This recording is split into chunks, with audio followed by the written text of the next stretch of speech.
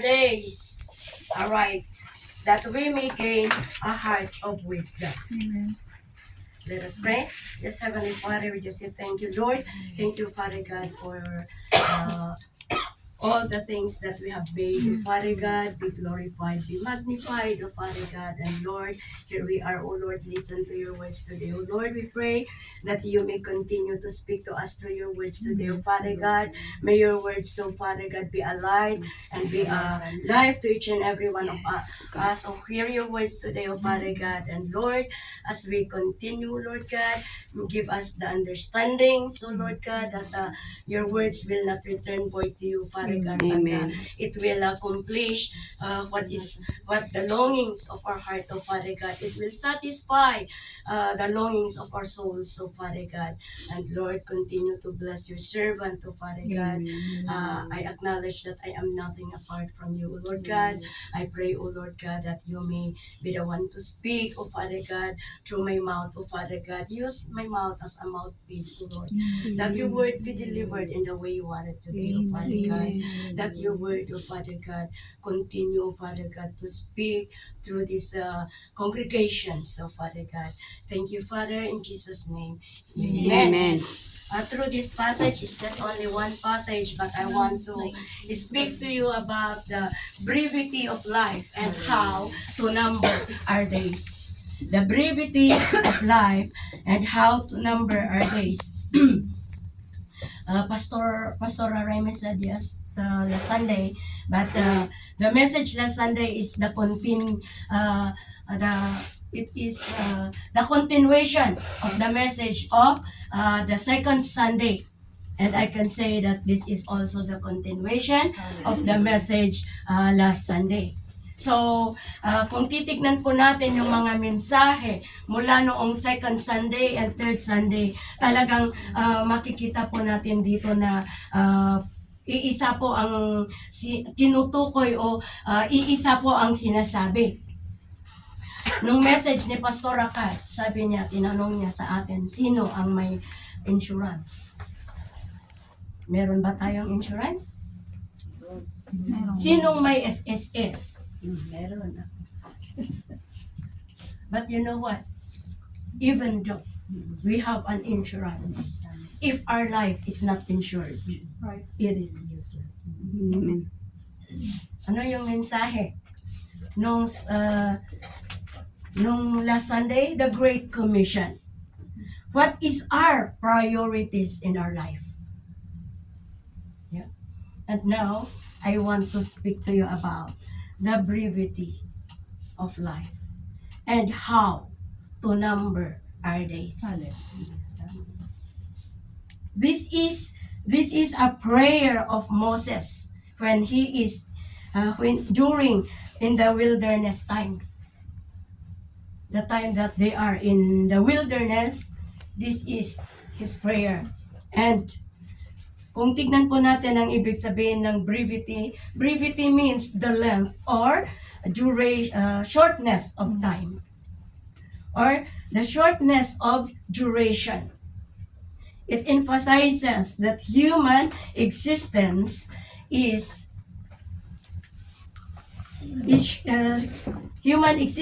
short and fleeting. Amen. Like the mist. Yung sinabi ni Pastor Remy last Sunday that we are like, naihalin tulad po tayo sa isang bulaklak. Meron yung awit na here today and gone tomorrow. Yung who am I? Here today and gone tomorrow. Yung sabi niya doon, talagang kung anuhin natin, naihalin tulad po tayo sa isang bulaklak. Sa mga damo. Kung titignan natin ngayon, napakaganda. Pero, later on, it will die. Diba? Ganon ang buhay ng isang tao. It is very short. In the Old Testament times, during in the book of Genesis, we can read about kung gaano kahaba ang buhay, di ba? In the book of Genesis, mababasa po natin yung the old Egypt, yung the old age,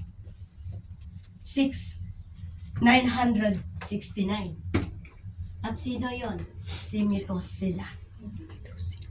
And the youngest in the book of Genesis is 110.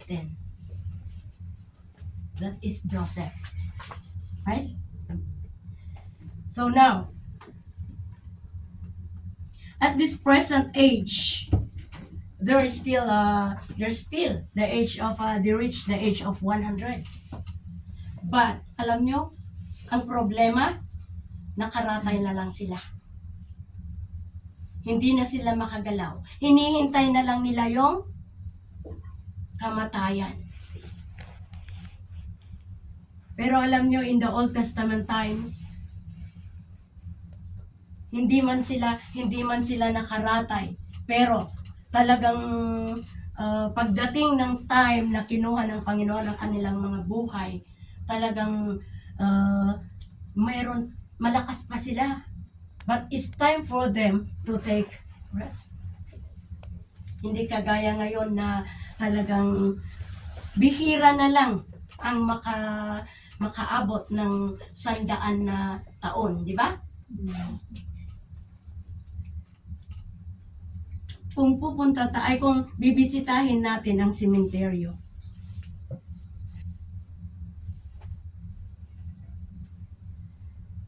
we can see different sizes of tombs. May mga mahahaba, may mga ganito lang, may mga medium size. Right? Bakit? It means the brevity of their existence or their stay here on earth. It's not the same. Yung kamatayan nila ay hindi pare-pareho. May namatay na bata pa, may namatay na baby pa, may namatay na matanda na, may namatay na in their 40s, in their 30s. So, ang kamatayan ay hindi pare-pareho. God knows each person individually. From the baby that tragically lived just a few seconds or just a minute, to the greatest great-grandmother or father who celebrate her or his 100th birthday. May mga baby na kapapanganak pa lang kinuha na ng Panginoon. So it means the existence is not different. It's not the same, but it's different days or different times. At ngayon, we're so grateful. Amen. Amen. We are so grateful that we are still existing at our age today. Amen. Yung mga taon natin, on my birthday, I'm really grateful that I reached the age of 50. It's the golden years. At talagang nagpapasalamat ako dahil sa maraming tao, isa pa akong nabuhay ng ganong taon. Amen. Hallelujah.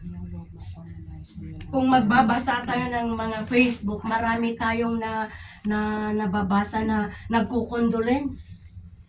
Di ba? May mga na pinupost na namatay si ganito, si ganyan. Oo. Na hindi natin kinakausap lang natin kahapon, ngayon wala na sila. So life is short. Ang sabi niya dito, teach us to number our days. Alright, that we may gain a heart of wisdom. Through this passage, through this theme, the brevity of life and how to number our days, I want to share to you 3 things about this passage, Because of the brevity of our life, we need to number our days. Amen. And how? How to number our days? Number one, sabi niya dito, we need to know the urgency and purpose of our life. Last Sunday, napag-aralan na po natin kung bakit tayo nabubuhay. What are the purpose why we are living?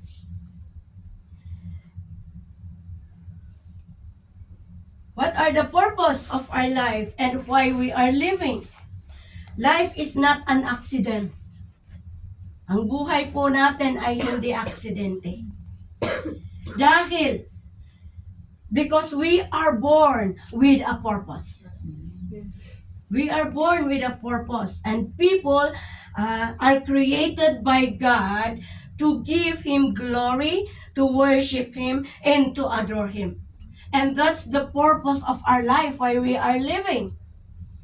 Sabi ng song leader kanina, the reason we are living is that we will worship God. Kaya nga na-create yung kanta na, the reason I live is to worship you. Diba? It's because of that purpose that we are here on earth.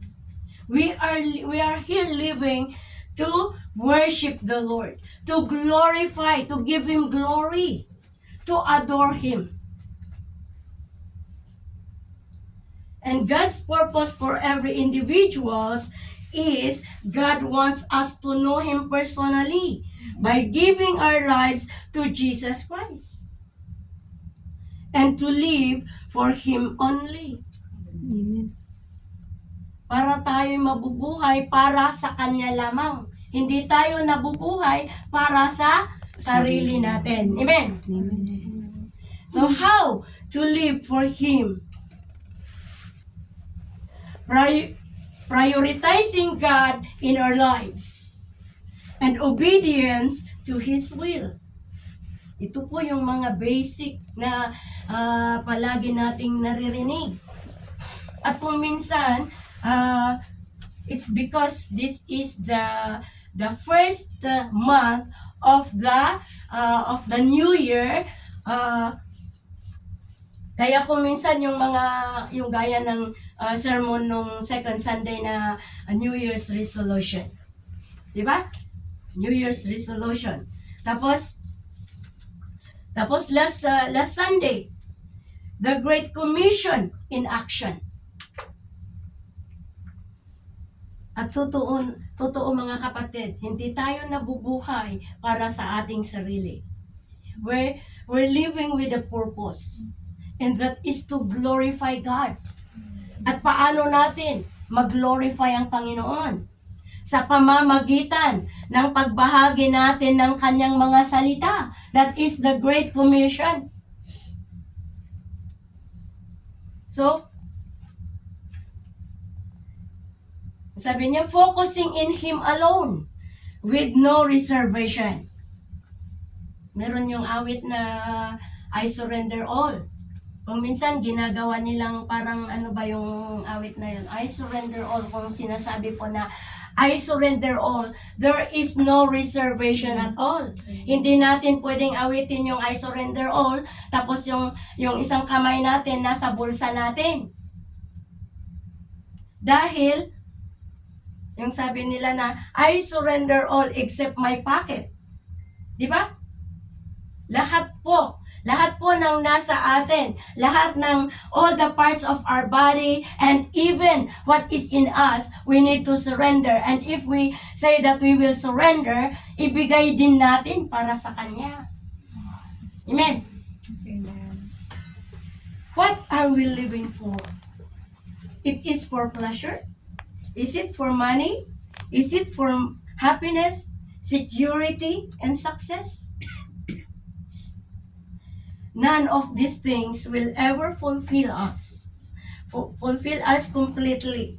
For we are made for a relationship with God. And we will only find true meaning and purpose of our life in Christ Jesus alone. Kahit po, yung sabi niya sa Biblia na makamtan man natin lahat ng kayamanan dito sa mundo, kung wala naman ang Panginoon sa ating buhay, it is useless. Amen. Yes. Hindi po, wala pong mangyayari sa ating buhay. So, we are living for a purpose. Amen. Amen. Number 2, we need to live our life with wisdom. We need to live our life with wisdom.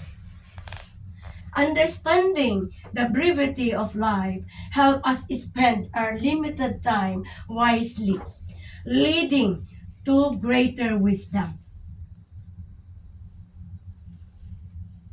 In Ephesians chapter 5 verse 16 to 16, sabi niya dito, be very careful then how you live, not as unwise, but as wise, making the most of every opportunity because the days are evil.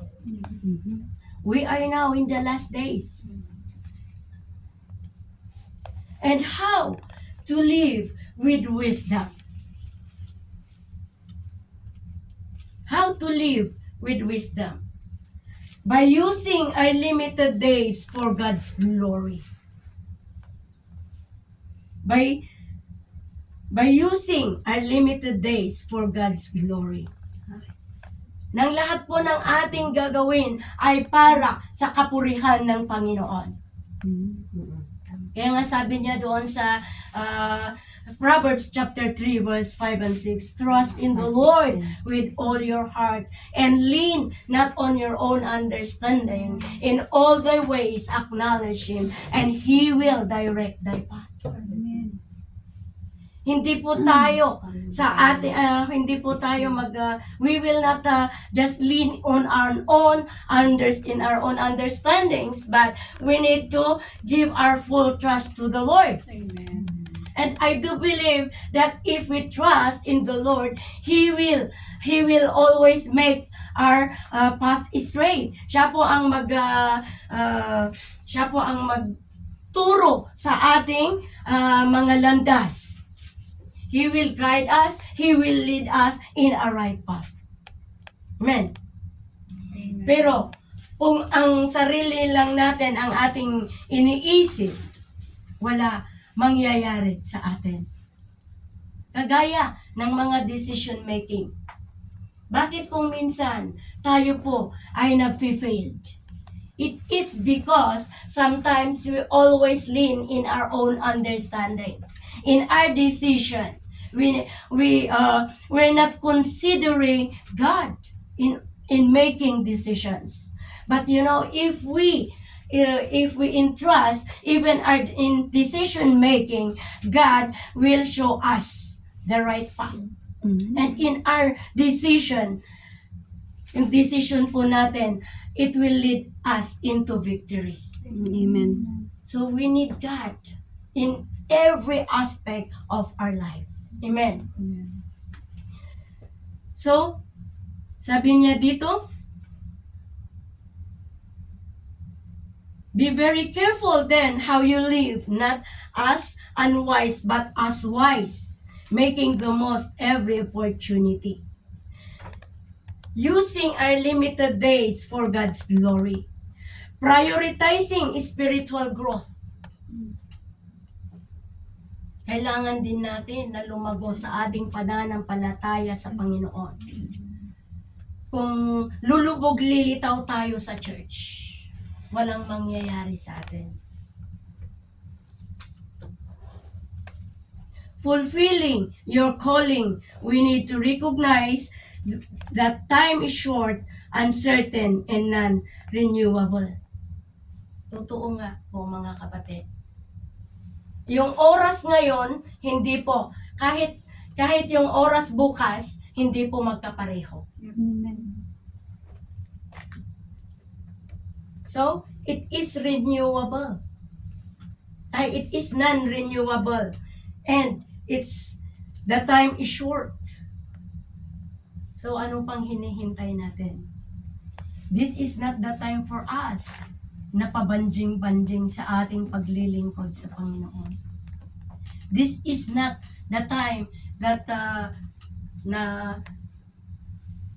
DJ ngay agkapoy-kapoy tayo. This is the time for us.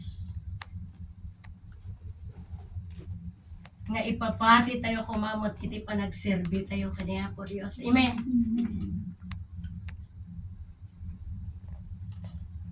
In coming to church, what is our purpose? Para kumita kung agkita?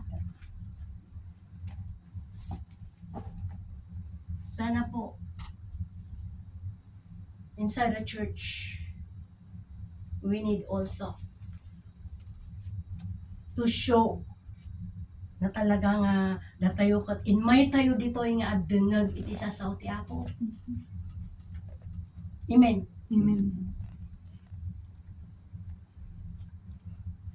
Dilakat inmay ni Apo Dios kat kitkitaan na katang ag Facebook.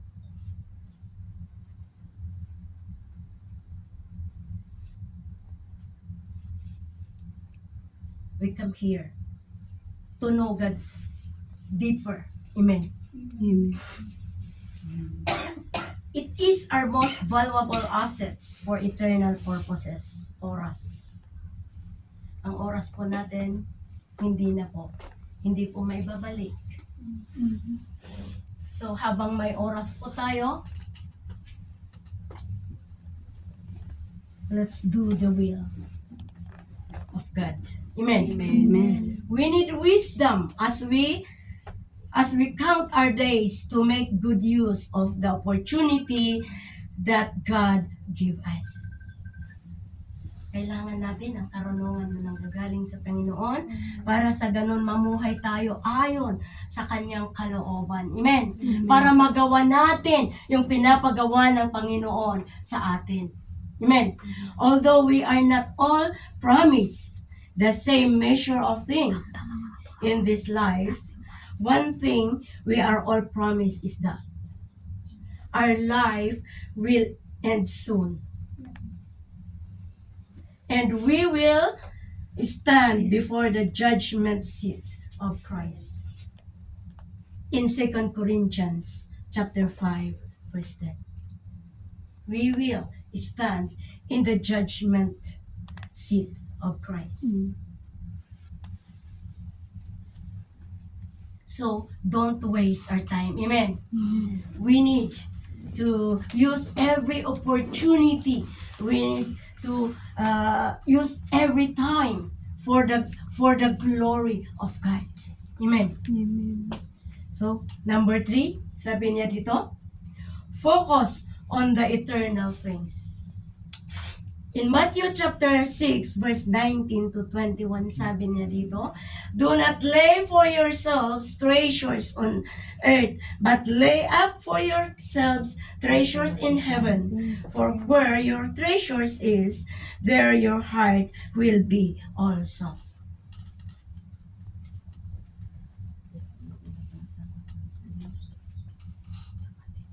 So, since earthly things are possessions, glory things fade away. In order for us to focus on the eternal things, we need to cultivate an eternal mindset.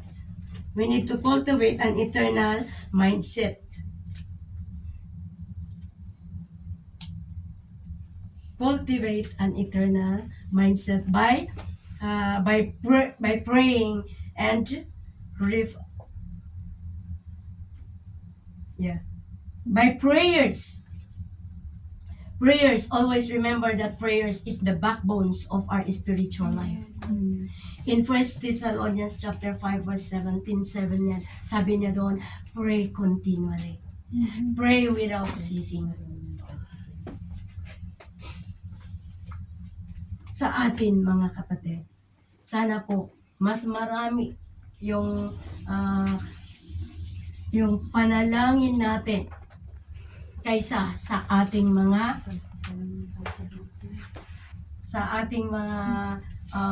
pag-Facebook. Kung minsan, sa pagbabasa natin ng kaya kailangan natin na may Biblia talaga. Kasi kung ginagamit natin ang ating mga cellphone, gamitin natin na Biblia, kung may nag-pop up na message, inuna natin, pinindot na yung yung message na wala na yung binabasa natin. Sinong may Biblia sa atin? Amen. Kung walang Biblia, kung wala kayong Biblia, ibenta natin yung ating mga cellphone, bumili tayo ng Biblia. Amen. Meron din namang yung mga binibigay na Biblia pag So, kailangan din natin, mga kapatid, na we need a quiet time to communicate to God. I always remember yung testimony ni Sister Sharon noon na noong una pinapatayan ng amo pag nagbabasa ng Biblia. Ngayon, talagang prayer is working. Dahil ngayon tinatanong na ng kanyang amo kung ilang oras siya magbasa ng Biblia. Amen. Di ba? At we are very blessed sa atin na may mga sariling kwarto sa ating mga bahay ng ating mga amo. Meron tayong mga time na magbasa ng Biblia. Kasi kung may kasama ka, talagang kailangan patayin mo na. Di ba? So we are so blessed sa atin. So wag po nating sayangin yung oras na palaging nasa Facebook. Bigyan din natin ng oras ang pagbabasa ng ating ng salita ng Panginoon. Pananalangin, because that is the backbone of our Christian life. Amen. So, sabi niya dito, study Scripture. We need to immerse ourselves in God's Word to renew our mind and learn eternal truth. And worship and seek God. Engage in worship and create space for intimacy with God to build reverence and divine perspective. Worship and seek God. Hindi lamang dito sa church na tayo ay mag-worship.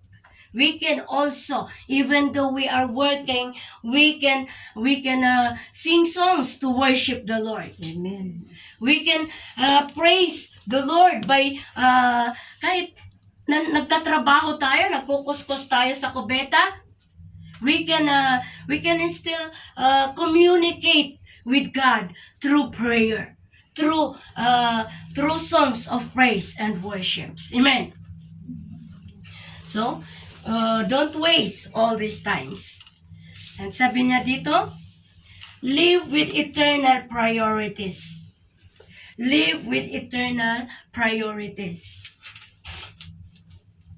Store heavenly treasure. Invest time, energy, and resources in God's kingdom through act of faith, love, and service to God. Yung kanayon, palaging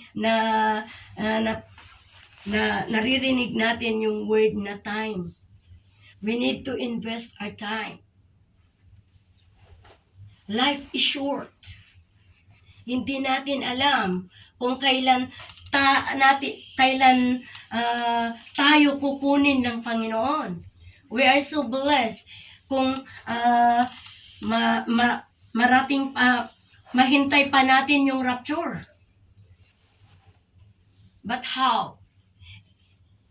Anytime from now, God will take our life. We need to be prepared. Amen. We need to always be prepared.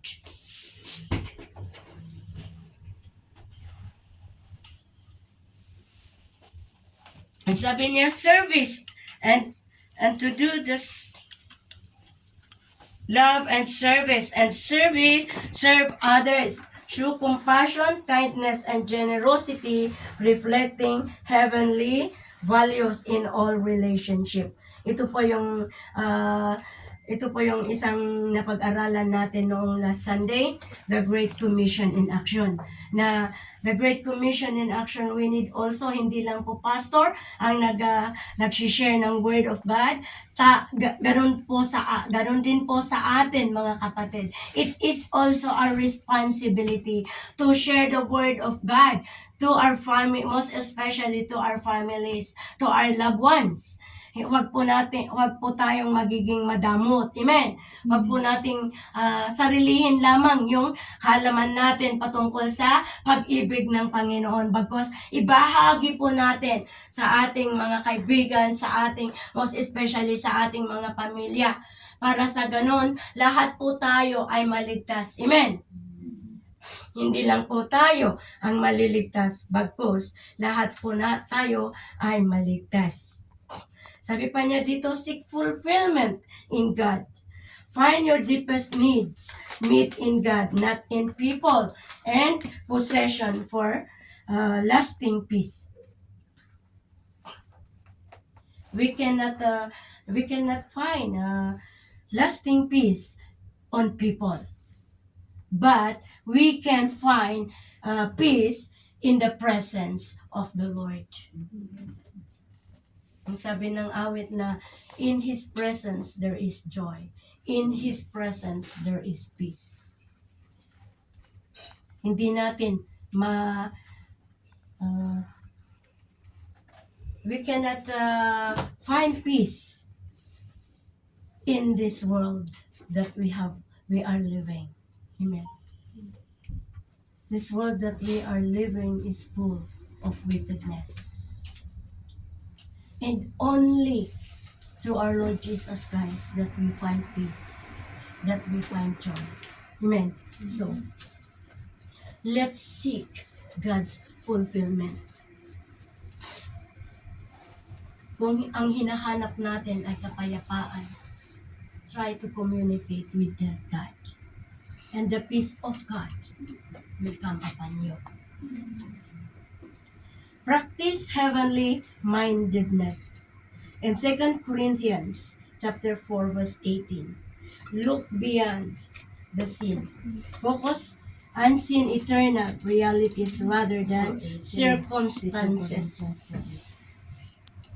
And make kingdom investment. Use your worldly resources for eternal purposes. Matthew 6:19 to 20. Use your worldly resources for eternal purposes. Sabi nga niya invest. So, and by using these worldly resources that we have is by dedicating our talents, times, and treasures to advance the gospel and serve others, focusing on eternal impact rather than earthly gain. Amen. So treasure. Yung mga treasure natin, pwede rin natin gamitin. It involves our tithing and offering, supporting missions and ministry. Amen. Kung minsan pag nababanggit yung tungkol sa treasure, parang masakit sa tainga, di ba? But if we love the Lord, hindi po masakit sa pandinig natin. Amen. Amen. Because God is reminding us. So this is the things we can do while waiting and as we number our days. Amen. Amen. We need to know the urgency and purpose of our life. The question is, why? What are we living for? We need to live a life with wisdom. that through that wisdom, we can gain the knowledge on how we can manage all that we have. Amen. Focus on the eternal things. Investing in the kingdom of God. Amen. Amen. Sana po meron tayong natutunan, meron tayong aral na napulot sa mensahe sa atin sa araw na ito. And may I ask Pastor Remy? Pati Pagluluto. Pastor Remy?